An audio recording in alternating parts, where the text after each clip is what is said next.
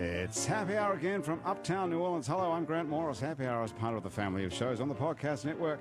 It's neworleans.com. When you walk into a bar in New Orleans and you pull up a bar stool, you never know who's going to be sitting on either side of you. What you do know is no matter what they look like, what they're wearing, whether they just got out of a limousine or just got out of jail, they're going to be happy to talk to you because that's New Orleans and this is Happy Hour, a cocktail-fueled 60 minutes of random conversation. I've never had anything like that looking right at me, though. What is that thing?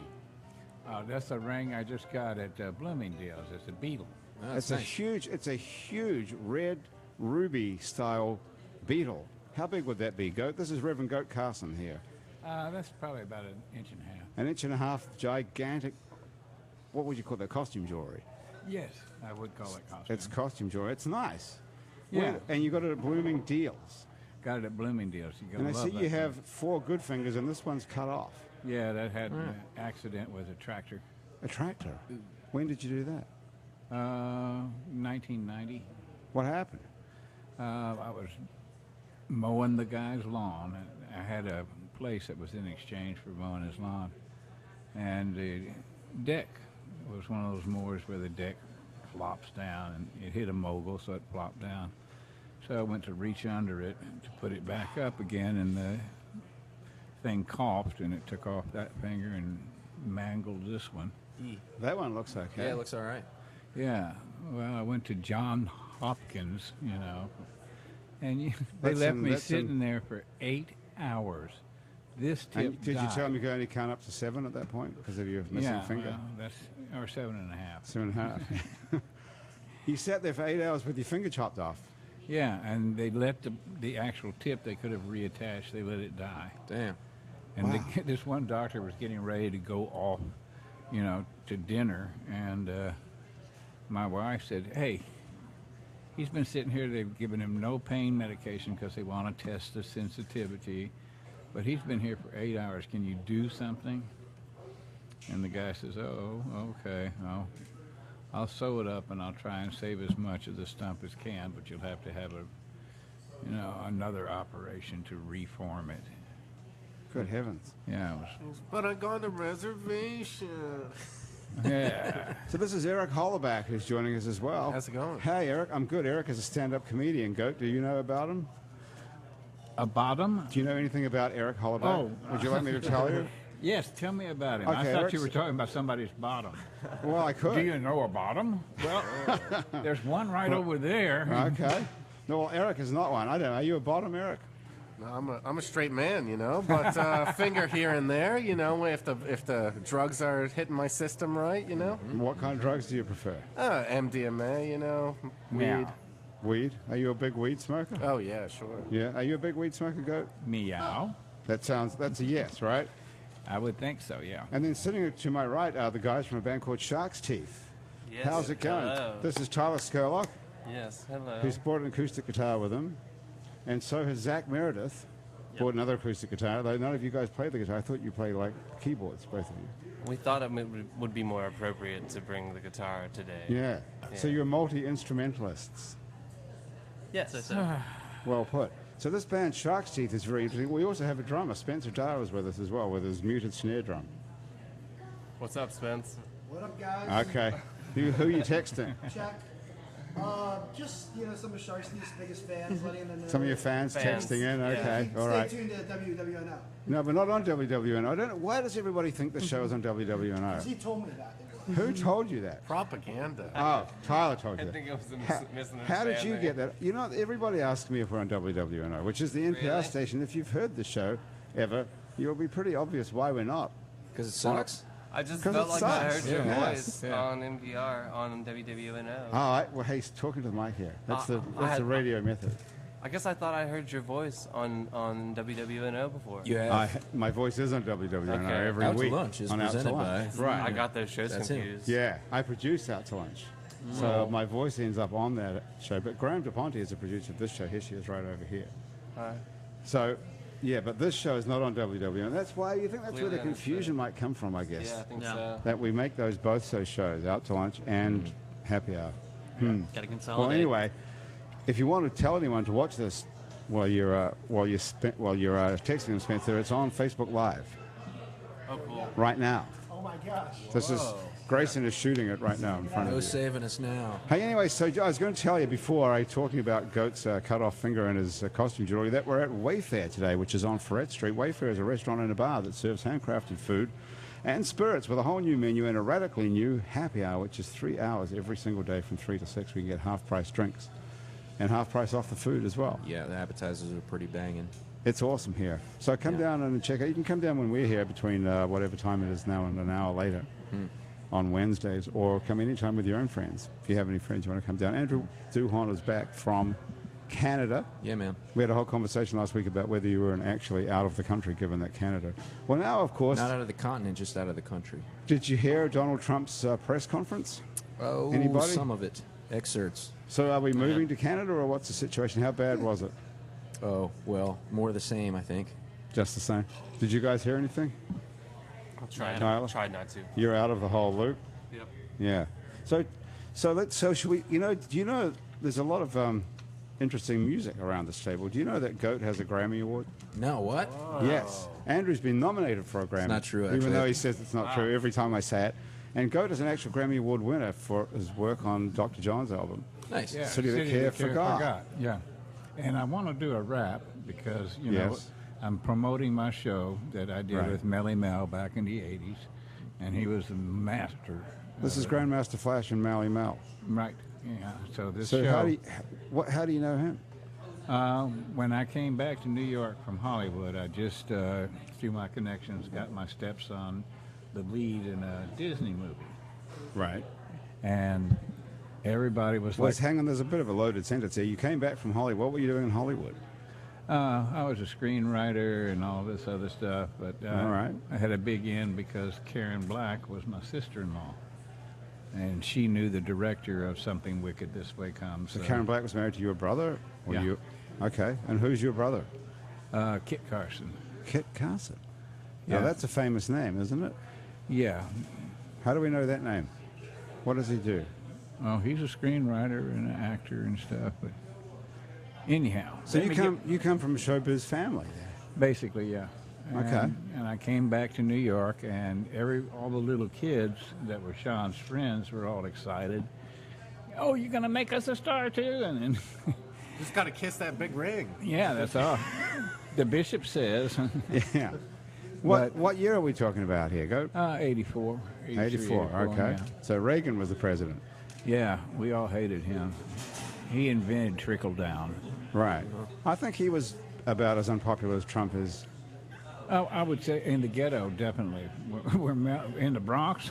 Right. He better not show up in the damn Bronx. But now he's the greatest president that ever lived.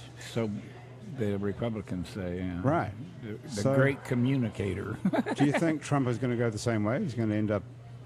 As the great communicator, no. No, I don't know what he's going to do, but it'll be exciting.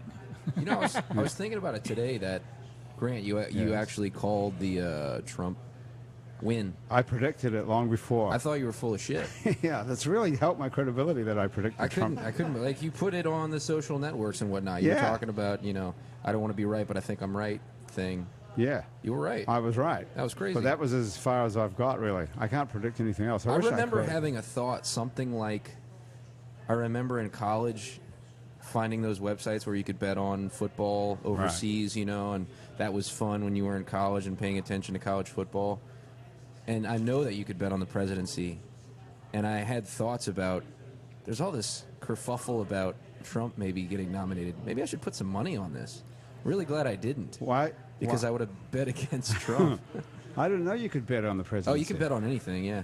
Legally, though? No, not in the States It's legally. illegal. It's illegal, but you bet on a website that doesn't have its holdings in the United States. No, you can go to like Windows in Las Vegas, and you can bet basically on anything. You know? Is that, yeah, maybe so Las Vegas Yeah. would be the one spot in the States where you could bet on anything. But I think, generally speaking, in the United States, you would need to bet into a company that's based in the Caribbean or something, right? This whole Trump presidency really got me thinking, like, okay, what if George Clooney and Matt Damon ran together? Like, they would murder like, they could be a Green Party candidate and be the president. Like, now I'm realizing, like, this is about popularity. It's got nothing to do with ideas at all. If they It's could make a like- big production out of every press conference, really get into it, have a song and dance sort of, Yeah. Lonely Planet sort of thing.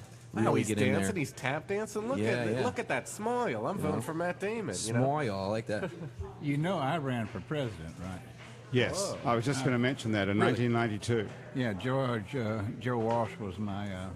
Joe Walsh. Joe Walsh from the Eagles. No shit. Was the vice presidential candidate. I love Joe Walsh. Yeah, we got about 100,000 votes nationwide. Wow. Come on.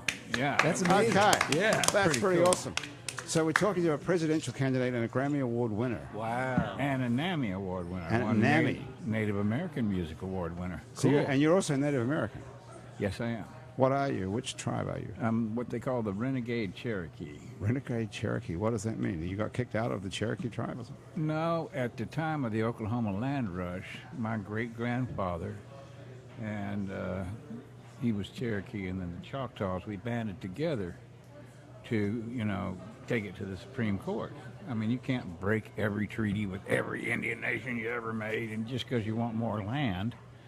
And what the government responded with was the Curtis Act. It eventually dissolved the Cherokee and Choctaw government, saying, "Oh, you can't sue us because you don't exist." And then they introduced the Dawes Row, which was like blood quorum. Blood what? Quorum, how much blood you have. Yeah, I'm yeah, only yeah. 160. Right. And my great-grandfather says, "You don't have the right to tell me whether my grandchildren are going to be Cherokee. I walked the Trail of Tears. Get off it, okay? I'll tell you who's Cherokee and who's not." And so that's where we went renegade. A lot of Texas Cherokees and Choctaws that were up in the Panhandle went renegade because the Panhandle was really small until the Oklahoma land rush. Then it got big. And what they basically did was move into Cherokee land. And my great-grandfather had a trading post. I mean, we were the civilized tribes. It wasn't just a race for land. We had businesses. We had seminaries, It was a race to grab our shit, basically.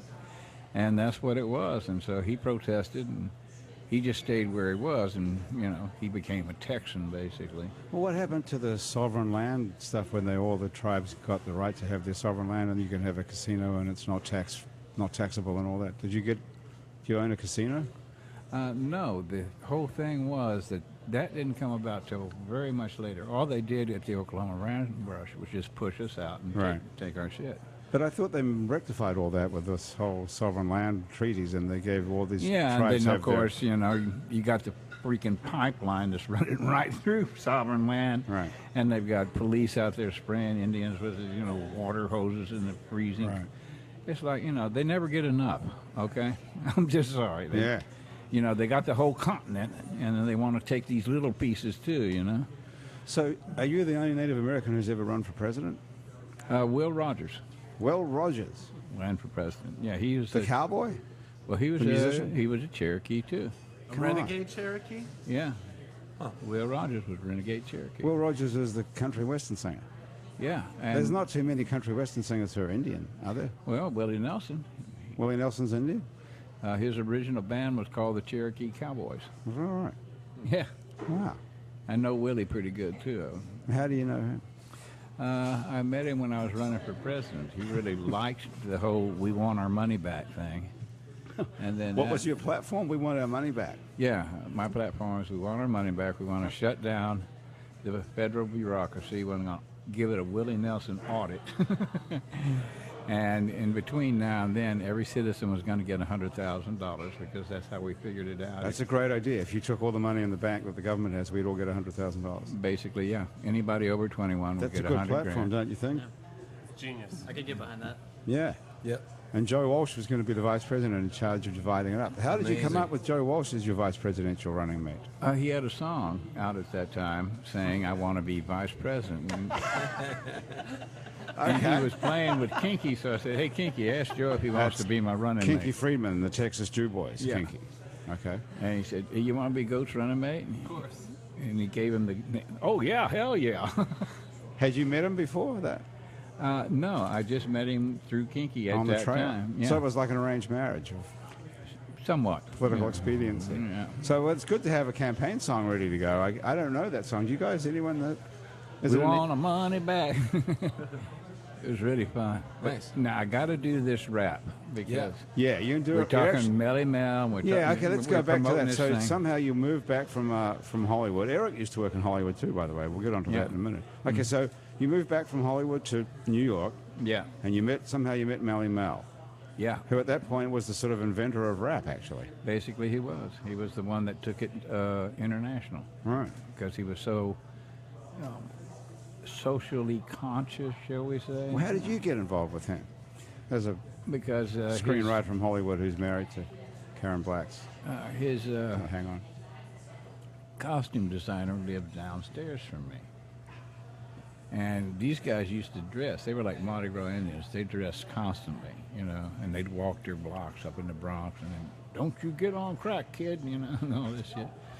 And he just fell, you know, right into what I was doing. And I'd had a movie going because somebody had offered me all the video and production and post-production. So I had a script. I said, Mel, I want to change the script up, and we'll make it a science fiction. And you'll be Life Master, guardian of the universe. You'll have a little computer, which is a naked green girl. And then you're looking for the dreamer because the dreamer slipped away, and Chernobyl went through the center of the earth. The devil grabbed it, and he was going to twist it so it came up under the Twin Towers. And Okay. so that was the battle is to wake the dreamer up before the devil gets, you know, the Twin Towers destroyed.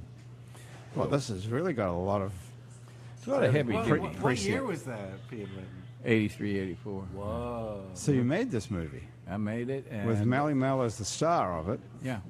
and it's about the Twin Towers being possessed by the devil who came up through the center of the earth because of the Chernobyl Is it on Yeah. Netflix or what? meltdown. I got to check this out.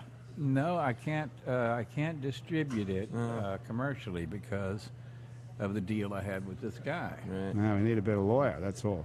And well, he collected unfinished masterpieces. He had one from Jonathan Demme. He made the same deal. I'll give you everything. And This is the guy who financed your movie. Yeah. Originally. What's this dude's name? Because we could call him up. Brian Kelly, but I think he may be gone now.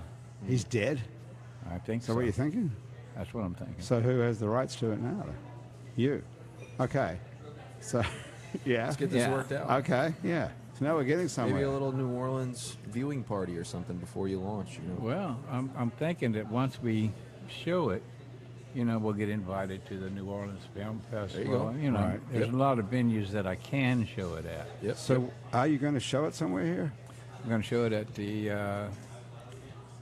Zeitgeist Theater. Oh, yeah.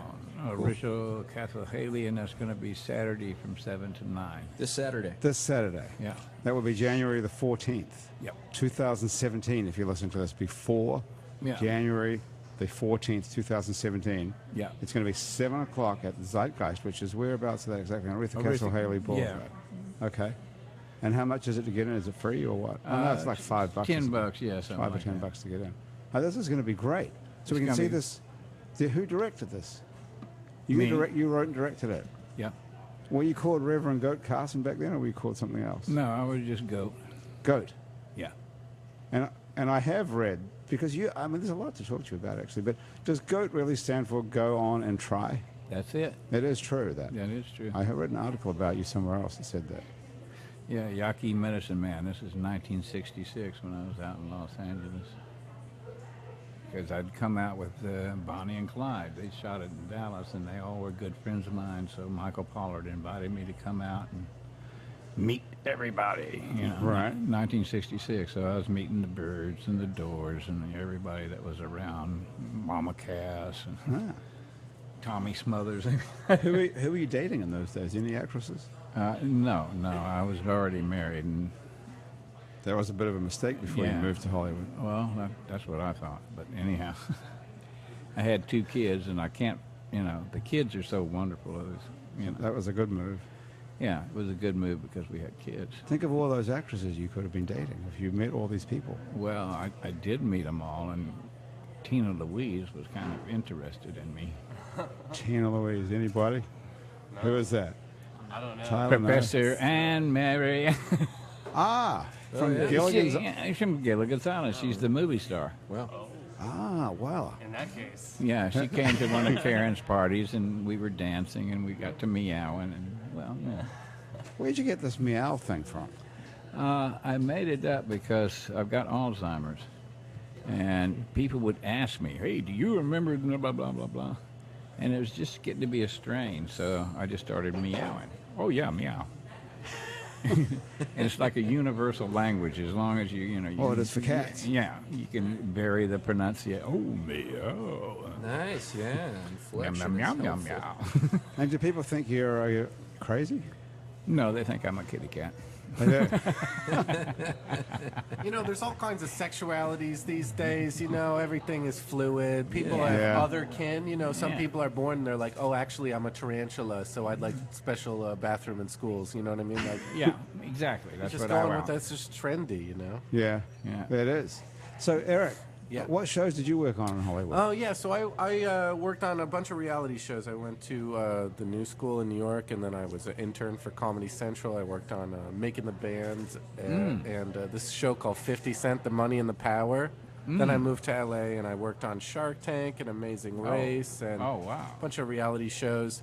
And then I don't know, I got sick of it. So I was like, man, these things are making people stupid. You know, some of Yeah. these shows that I was working on. So you know, I came here to get my master in screenwriting at the University of New Orleans. So that's what I'm doing now. And Nice. Goat is a screenwriter. Oh, I got. So this is a good hookup. I know. Look at Meow, this meow. ring. You could do. You I'm like, could do. what's the phone number of this guy? Meow meow meow. Oh shit. I think I'm screwed. Hey, do you remember the name of the movie actually? Code. Step off. The Tip Off. Step off. Step Off. Step off. Yeah, Step that's off. the Melly Mel movie, and I even got Dylan to let Melly do a rap version of Subterranean Homesick Blues Ah, and add a verse. You know Bob Dylan? Well, yeah. Bob Dylan let you change the lyrics to a song? Yeah.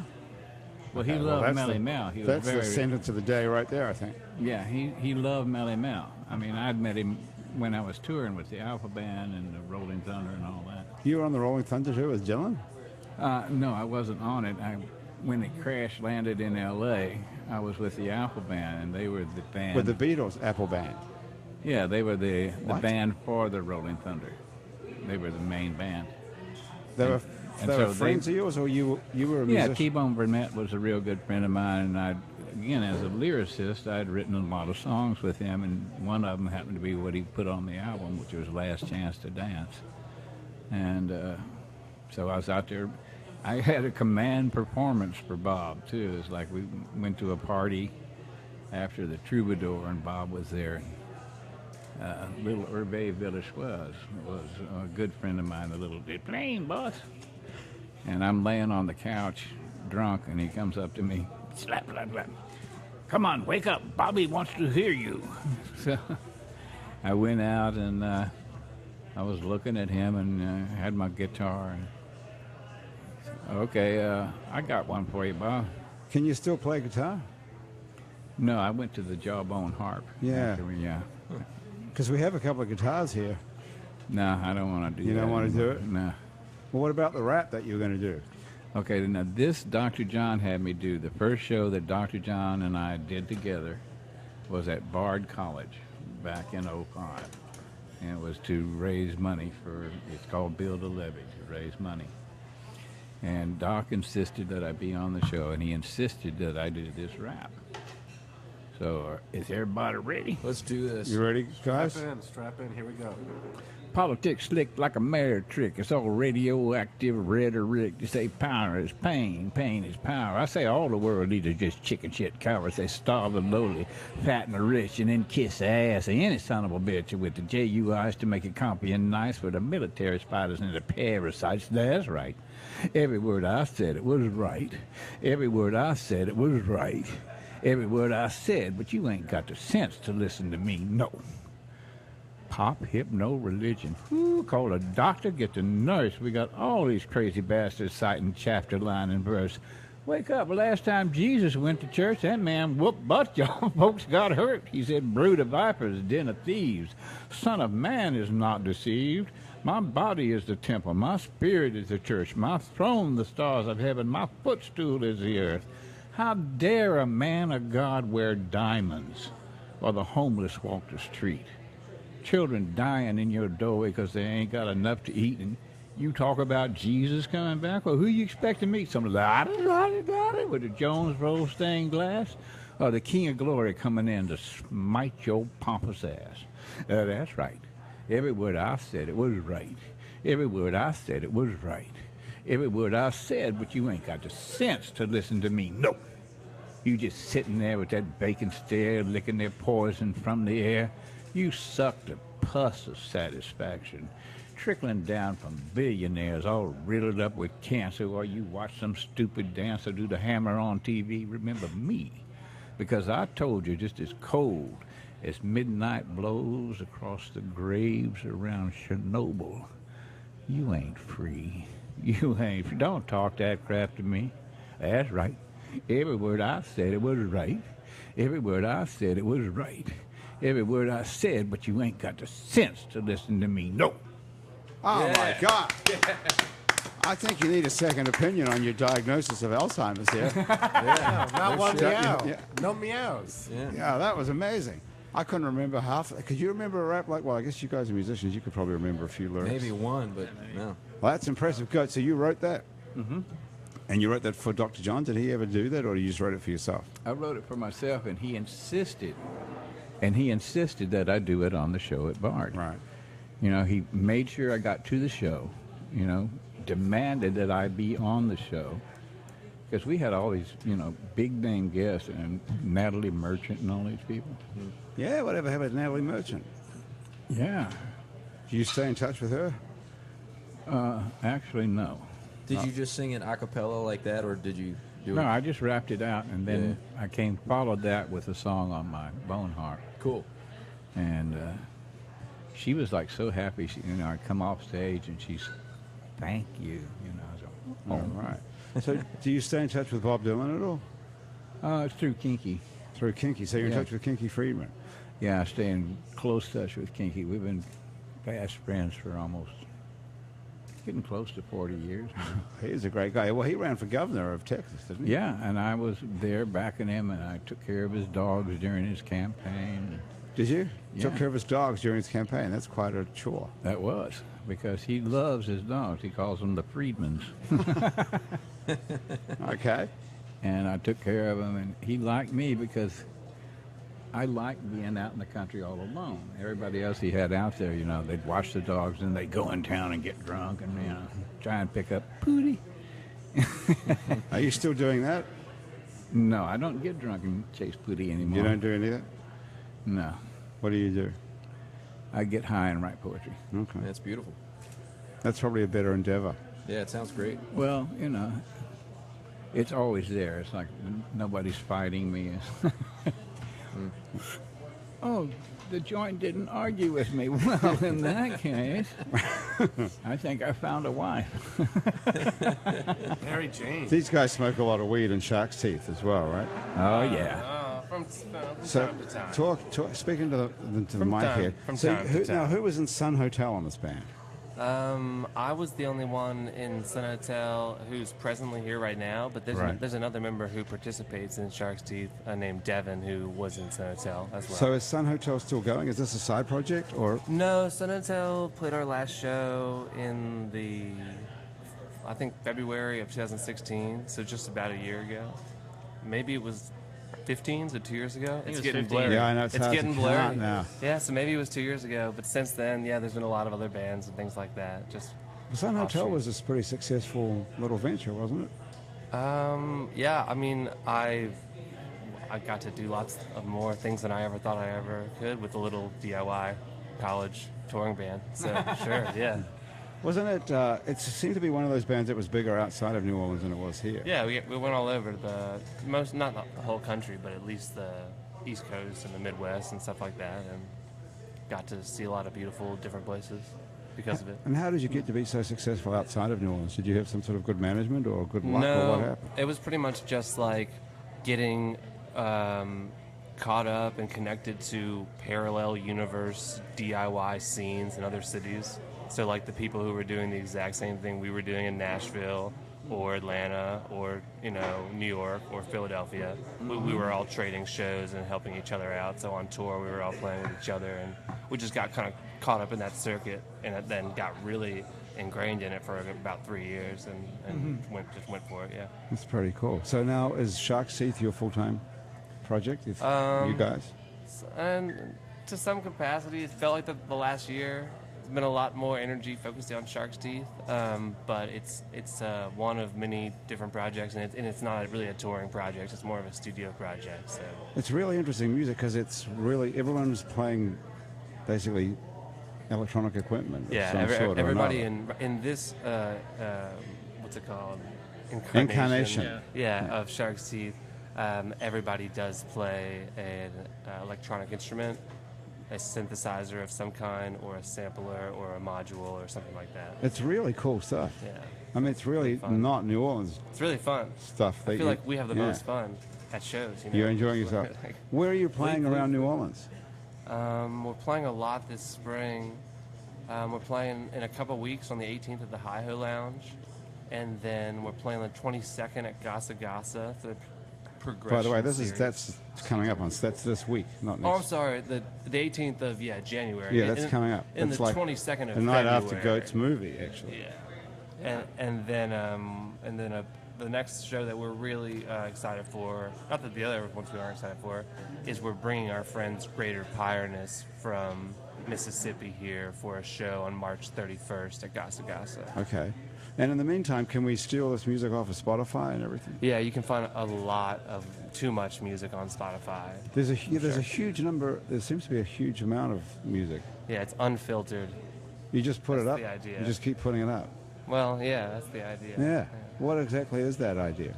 Well, Just sometimes with like a more official sort of project, you might want to go through the steps of rehearsal and then demos and then tracking and then recording and then maybe promotion and then pressing and then the record comes out.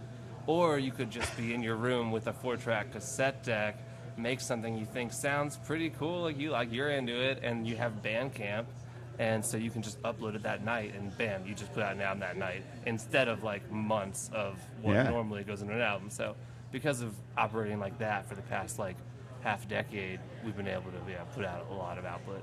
how interesting. And everything sounds true except the word cassette. You're not really recording stuff on cassettes. Oh, are you? definitely.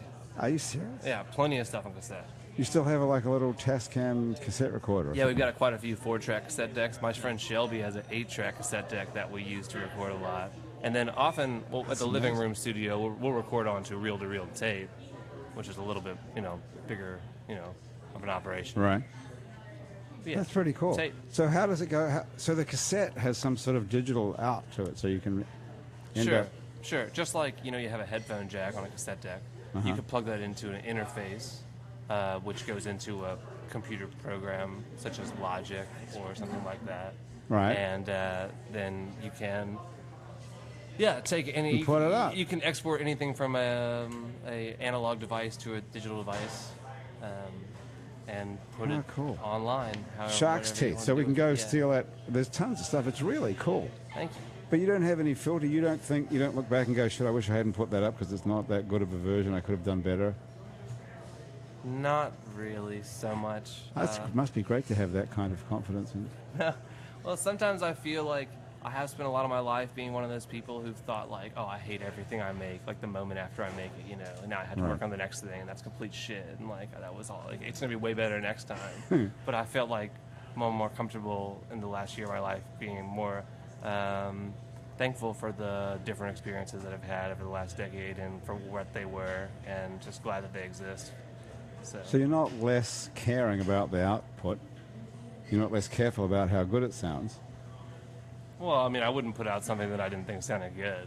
Right. But you're more confident about what you put. You're happier with what your product is now, rather It's good than enough for me. Right. It's good enough. It's like new jokes. It's like water on your gills as a comedian. When you do new jokes, when you try new stuff, just keep the water flowing on your gills, as an artist. So that must be about the worst experience in the world, is standing up there in front of people telling a joke and trying to be funny and no one laughing. Oh, a week ago today, I was at Carrollton Station, and just every single joke I had completely fell flat. I'm trying new stuff, And, you know, I don't know. I was doing this stuff about, I was kind of making fun of the pickup artist. You know, the pickup artist, he's like, every time you give a girl a compliment, you also give her an insult. You drag down her self-esteem, then you go in there when she's, you know, vulnerable. And I was doing this stuff like, girls like two things. They like getting treated bad. They like getting treated worse than that. Put on a feather boa, go in, you know what I mean? I was just playing this ridiculous character, and people are like, oh my God, he treats women like that? I was like, no, I didn't set up properly that I'm not the pickup artist. This is the technique of It's always the douchebaggery. angle, yeah. You know what I mean? I don't know. And That's just fun. people looked at me like, what an asshole, you know? Could you rectify it by doing your old act? You just fall back on certain stuff that works. Sometimes, yeah, I'll throw What's it. your best joke? Oh, well, I'm like, so my dad's got a big dick and he pocket dials me all the time, you know? You ever get a 12-minute voicemail from your dad that just sounds like this? It's like, oh, I guess my dad's wearing mesh shorts today, you know? And I took a girl out to eat. There's like a steaming pile of oysters. We're cheersing champagne flutes. And I'm like, oh, you're so beautiful. Wow, look at this. Hang on, I've got a phone call. Oh, it's my dad. It could be important. I just hear, oh, sorry, it's just my dad's dick. What were you saying? You're in cosmetology school. That's cool. There's a bright future there. Yeah, sometimes my dad's dick calls me like 8 times a day. He's probably playing racquetball at the Y, you know? Why would you choose to have your dad as the subject of that? Just because it's more violating if there's the subtle incest of a dick dial from your dad. It's definitely uncomfortable. Yep, It makes people more uncomfortable. Yeah, that's a good point. that's working. But it's as innocent as a phone call. So at the same time, it's, you know what I mean? The duality. I'm not sure about that. What's wrong with you? Whether you're a sick guy or Lots, yeah. I need too much attention, you know. is that what it is? Oh, I think every comedian has like this. They felt like they weren't heard enough. You know, they would be like, Mom, and then their mom's on the phone or whatever. They're not, just can't quite break through. And I feel like there's that is unending in my head. You know what I mean? I just why else would you put yourself in a position where you could bomb over and over? Why else would you put like no? Everyone else shut up. I'm the only one gets to talk. It's very narcissistic. So I'm a broken person. You know. How often are you getting to the open mic at Carrollton Station? Probably like almost every time, unless I'm booked. Sometimes my friend Corey Mack books me in Mandeville, so sometimes I'll go up in Mandeville and do that show on Wednesday. But pretty much every Wednesday. I'm at How's the comedians little? How is the culture there? Yeah, community. Yeah, so I did stand up in New York and Los Angeles, and I do feel like there's certainly in New Orleans like fiefdoms, like these people run this stuff, they're friends with this, these people run this stuff. I was actually banned from the Hi-Ho, you know, because the host made fun of me, and then I made fun of him back, and then I'm still banned. Whoa! Whoa! Chair broke.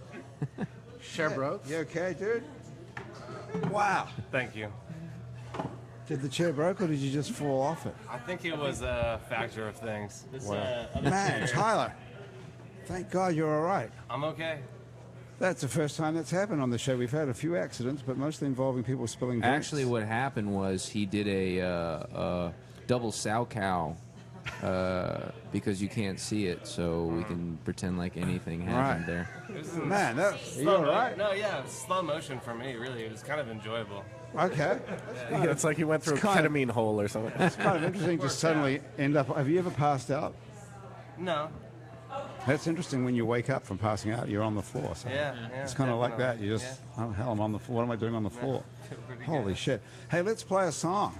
Yeah. Oh, sure, yeah. Yeah. While you're still conscious. Okay. So, what I was getting at like about 20 minutes ago was that this album, well, all the music, all the Shark's Teeth music is electronic. And now we've got acoustic guitars. So how are we That's true of what's our the deal? most recent efforts. Okay. So you do other stuff as well, like Yeah. this? Okay, we can swing this mic around. I think we can angle these down a little and then pick it up. That's great.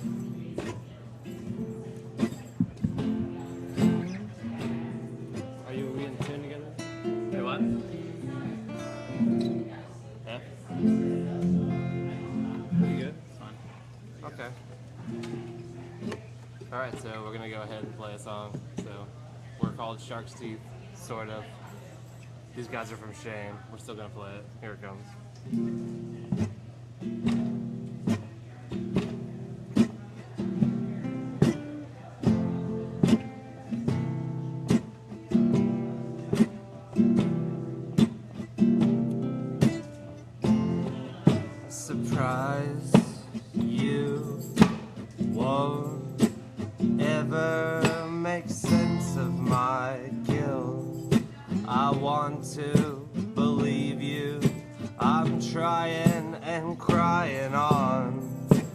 my cell phone. This always happens at the worst time.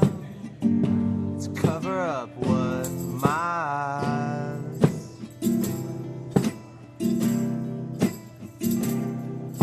Mine too committal.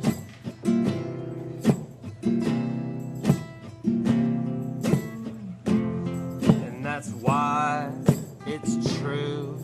I'm home forever, pretending I'm chill. I want to forgive you. The more I'm trying on my dad's clothes that always harken back that worst time to cover up what you're like.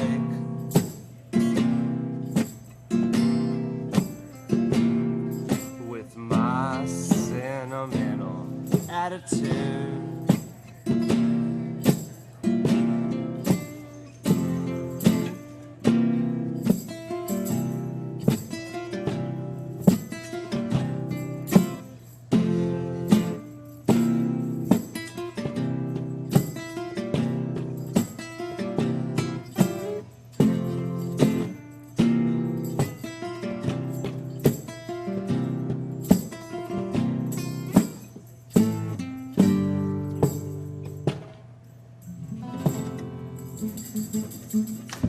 Oh, my goodness. Thank you. Tyler Skerlock, Zach Meredith, and Spencer Dar.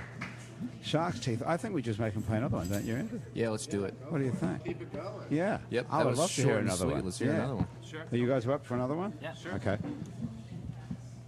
Football? Yeah.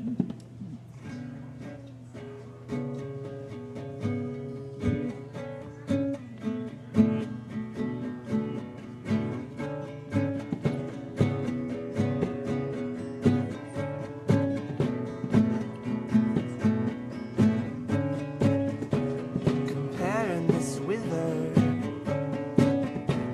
picture of yourself. What's left of you just hurts. It needs to be held. I lied to console you by wasting your time. There was another. You wanted to be more like.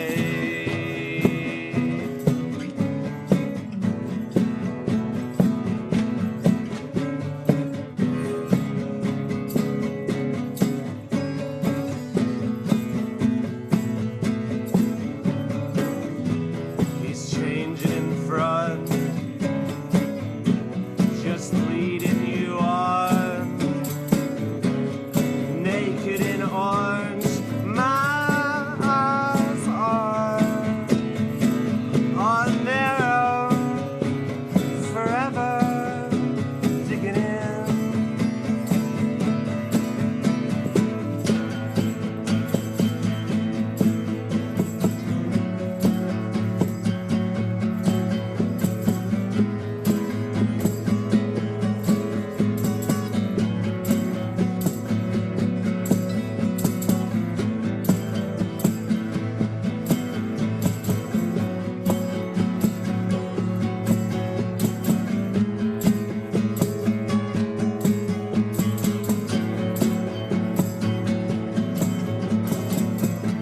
He's changing his style. He's basing it on the laces you saw in your football. To get what you want, you stay in the car. The feeling's been gone since your football.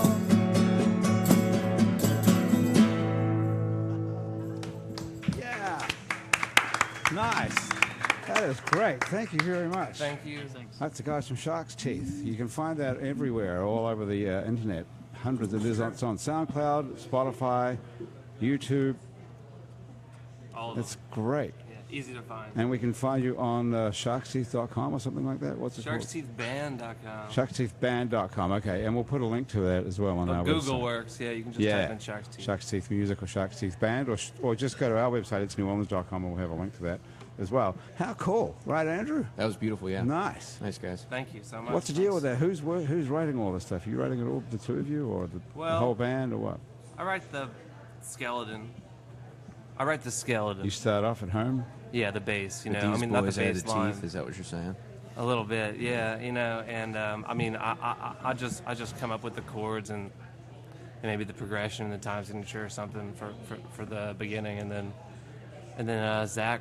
I mean, I kind of had some ideas that Zach might take, and run with for that one, but he took it and ran with it in a whole different way that he's doing his own thing now.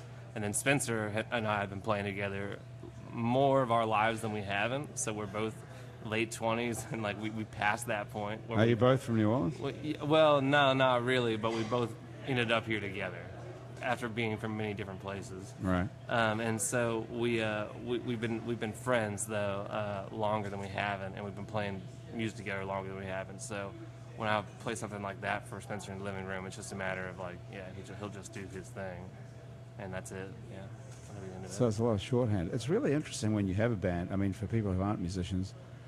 Are you a musician, Eric? No. Not So at all. I'm sure you'll find you're like, how do 4 or 5 guys come up with the same sort of idea? How do you get everyone on the same page? Doesn't seem to come. Does there always have to be someone in charge?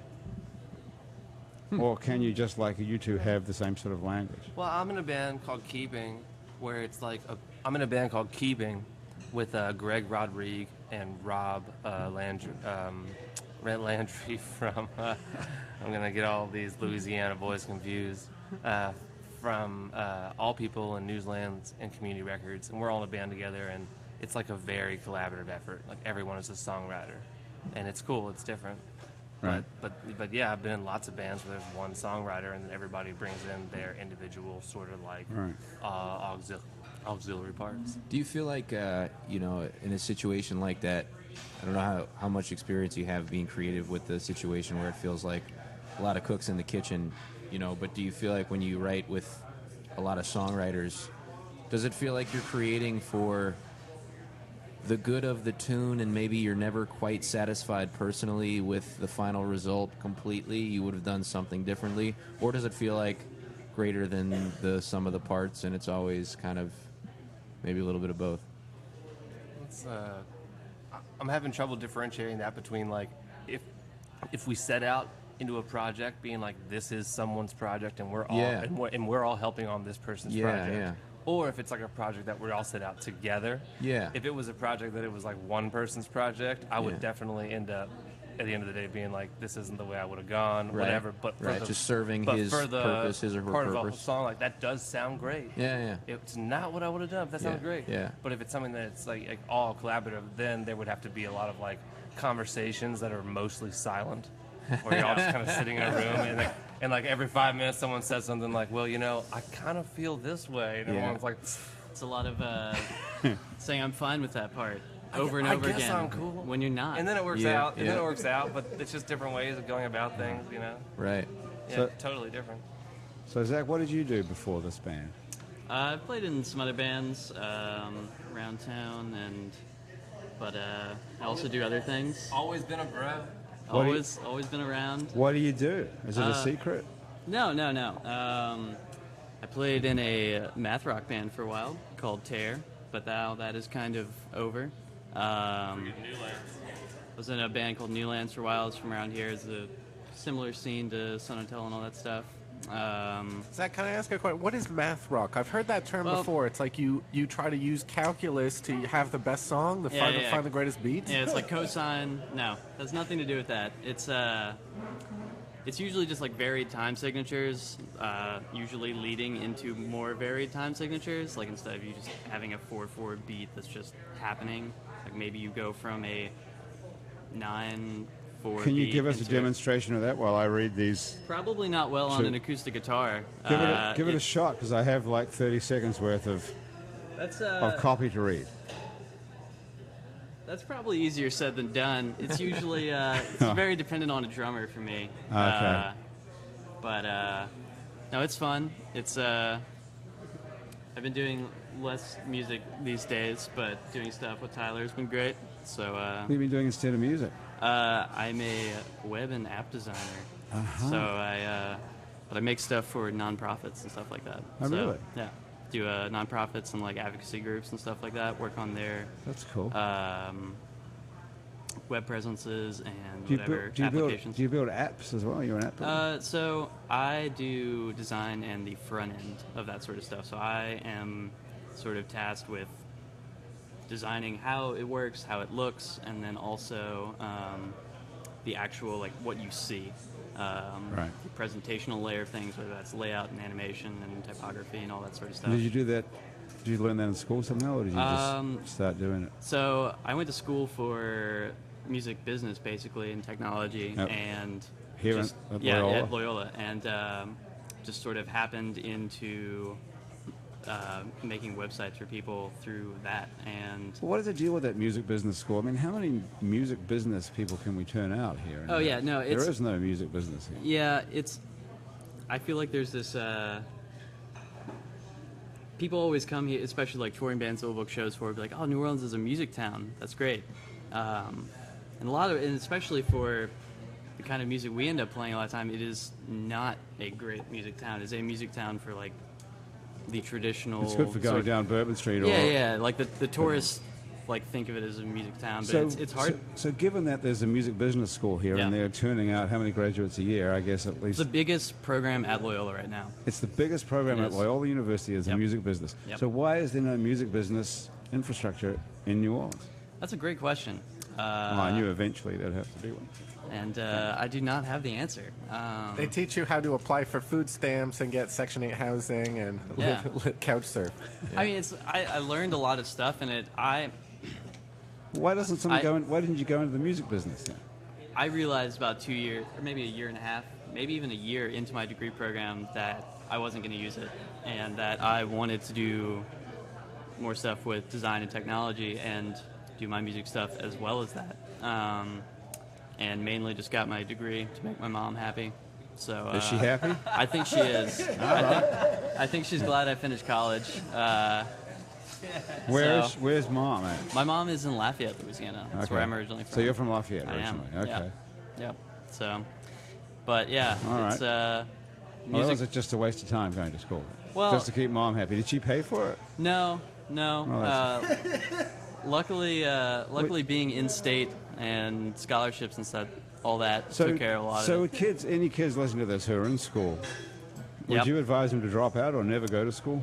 I mean, it completely depends on what you're trying to do. Well, then trying to please mom. Say that you were, the hilarious thing you about my didn't have issues with Yeah. your mom and you could well, no, I not mean, like, have to please her by wasting 4 years at school. it depends. Like, I wouldn't be here right now doing even the work that I'm doing had it not been for going to school for something completely unrelated. Yeah, I think churning out music business professionals maybe would be a tough goal, but I think thinking of business in terms of the innovation and the fluidity with which the music business seems to be changing and molding itself, and Yeah.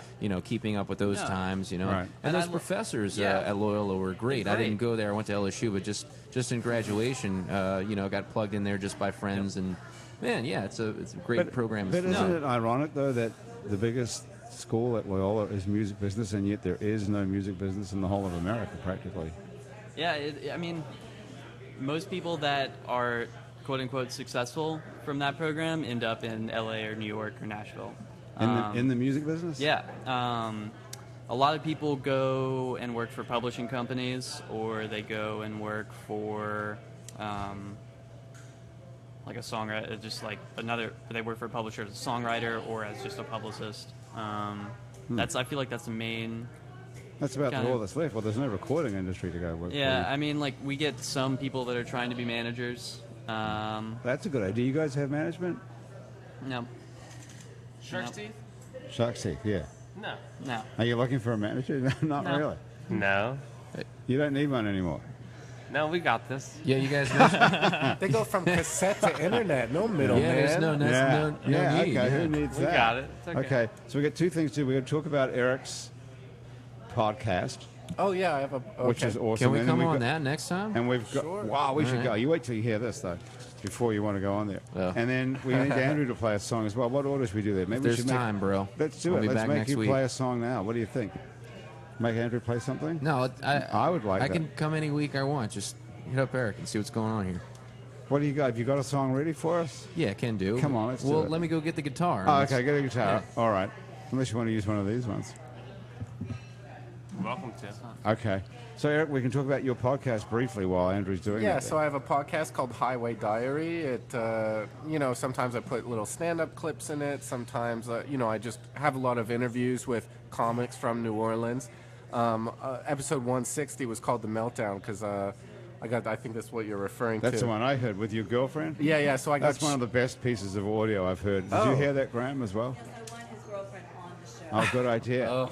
You guys have got to hear this. This is episode 160 of a podcast called Highway Diary, which you can probably find by Yeah, it's on Googling iTunes. it. And it's on iTunes as Yeah, well. so I had my ex-girlfriend on, and so what happened was I got cheated on by a new girlfriend, and I was searching for answers. I was Hang like, on, what? I got cheated on by a new girlfriend. What is that? Yeah, so I had a different girlfriend other than the one that was on the show. And I Okay. got cheated on by her. Okay. And so then I went back to my ex before, Right. and I was looking for answers. And so I met up with my ex at the country club, and I turned on my recorder, and we basically went over what went right or wrong about the relationship. You know, she had a kid. I taught her kid how to do karate. I taught her kid how to swim. And then just left, right, and center, she was cheating on me, and it all came out, and I basically had a series of meltdowns. So. It's very good. It's really interesting how honest you are about the whole thing. Well, I mean... What possessed you to want to record all that? I wouldn't want anyone to hear that if it was me. Oh, like your personal life? Yeah, Your like I romantic would be life? so embarrassed. Even if I record that, I would probably think, you know what? I'm not going to put that out. Art always costs something, Grant. That's when True. you know it's good, is when you don't want to put it out there. Okay, really? I think philosophically, like, there's truth in comedy. If you don't have any secrets, then you're like a wiser person. Like, what do you have to hide? Well, were you I'm doing not that really- for laughs, really? Or you think that's funny? I mean, it is highly entertaining. It's really entertaining, actually. I think everyone can relate to it. While I was recording it, I think that there's an eternal struggle between men and women and what they expect from relationships. And so, as we were recording it, as much heartbreak as it was bringing up for me, I think it was also bringing up a lot of bigger themes. And well, how did it end up? Well- Did you end up back together? Not at all. No. So she was like, so off camera after we recorded a bit of a segment, then she was like, oh, remember that time I got sick? I had always thought that we broke up because she got sick and I had to go to class and I couldn't take care of her. So I showed up to her house and I was like, all right, so do you want me to take you to the doctor? You're sick. What's going on? So then she's like, no, you're not taking care of me. I was like, I got to go to class. And she's like, you're abandoning me? So I always thought that I abandoned... What did she have? Did she have She had cancer? strep throat, So then later when we're recording, she's like, okay, is it off now? I was like, yeah. She's like, remember when I got sick that time? I was like, yeah. She's like, well, I got drunk with some other people and there was this, musician came over to my house, had long hair, and I was just very attracted to him. And